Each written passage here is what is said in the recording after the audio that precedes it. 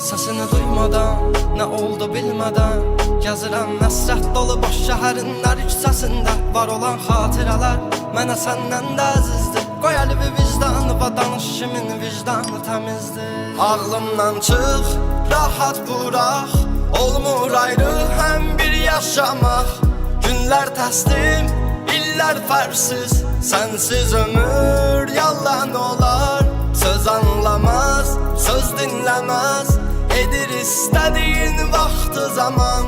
Qalar əsrət, bitər hər şey, geri dönmək üçün çox gec olar.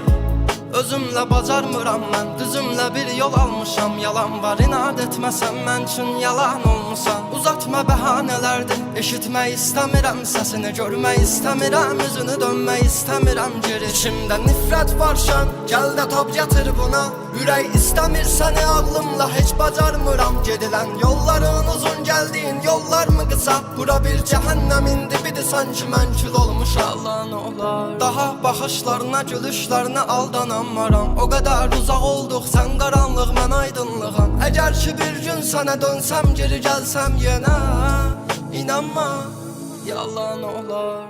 Ağlımdan çıx, rahat burax, olmur ayrı həm bir yaşamaq. Günlər təslim, illər fərsiz, sənsiz ömür yalan olar. Söz anlamaz, söz dinləməz, edir istədiyin vaxtı zaman. Qalar əsrət, bitər hər şey, geri dönmək üçün çox gec olar.